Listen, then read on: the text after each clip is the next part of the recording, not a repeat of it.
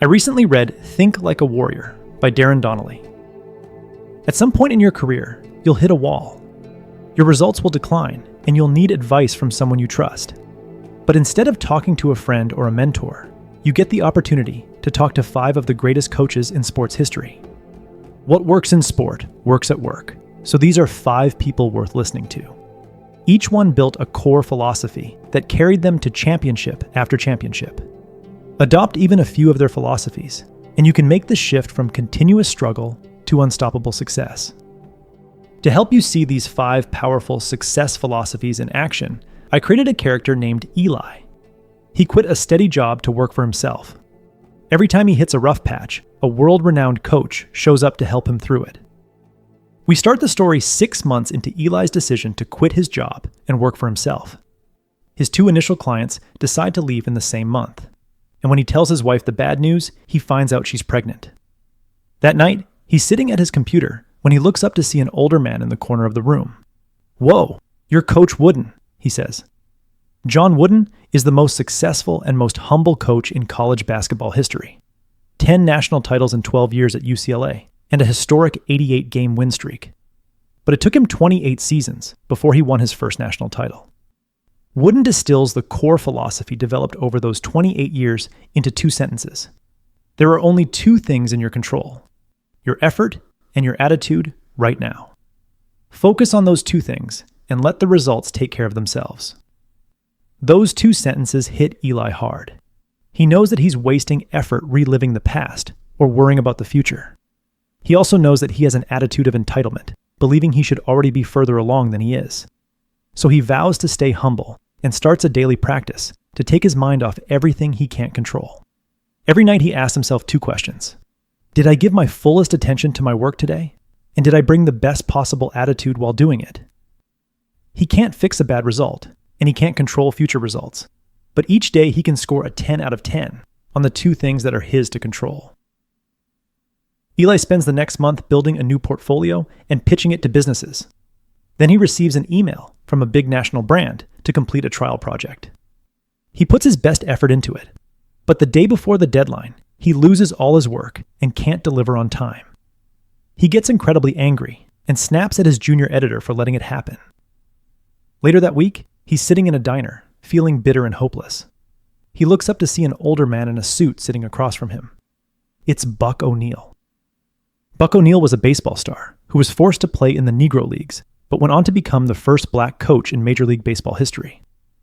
O'Neil had every reason to be bitter about his lot in life and how people treated him. His grandfather was enslaved, he grew up in extreme poverty, and he was barred from the major leagues his whole playing career. But he always believed it was his duty to love life and attack each day with enthusiasm. After talking with O'Neil for an hour, Eli realizes that if O'Neil could stay joyful through endless rejection and hardship, why couldn't he? Eli goes back to work the next day with a renewed sense of gratitude for simply being alive and having the opportunity to build a business. He apologizes to the junior editor and starts loving his work again. A few more weeks pass, and Eli has several promising leads.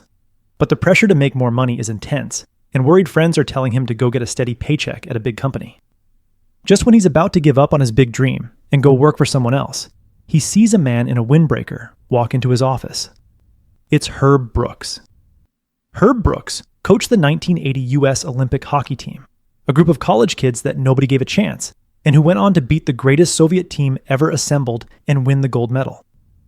Brooks tells Eli that the real failure in life isn't falling short of a goal. It's setting so-called realistic goals that are too small and never finding out what you were actually capable of.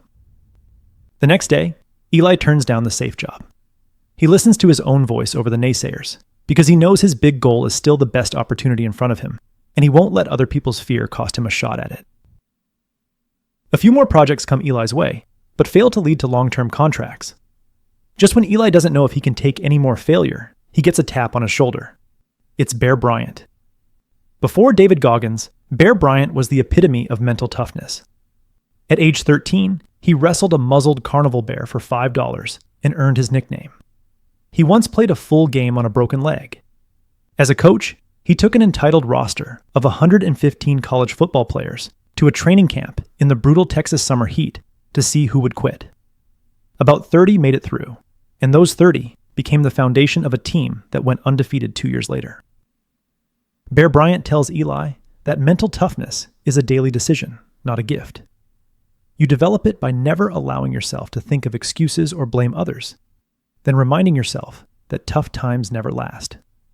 Struggle always has an end, so be willing to go just a little bit longer. He warns Eli about developing a quitting habit, explaining that the first quit may be hard, but the second is easier, and the third is automatic. Soon, quitting becomes a way of life. Eli listens to Bryant and embraces the grind, knowing that if he sticks with it, his business endeavor will pay off. A few months of hard work go by, and he starts seeing a steady influx of new clients. He's now making more money than he was in his old job, and the future is looking bright. At a small dinner celebrating his success, he notices a man across the table, raising a glass in his direction. It's Coach Lombardi.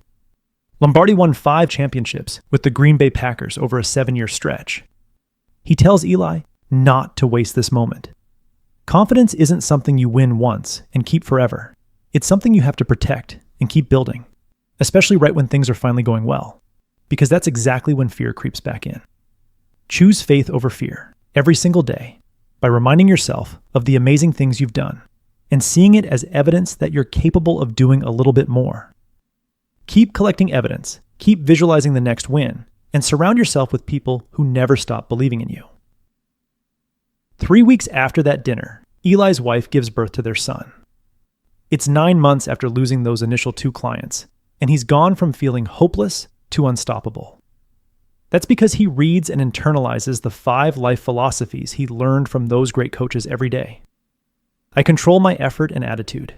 It's my duty to be joyful. My goals should feel slightly unrealistic. I choose to be relentless, and I choose faith over fear. He lives those philosophies every day to get the most out of life, and you can too.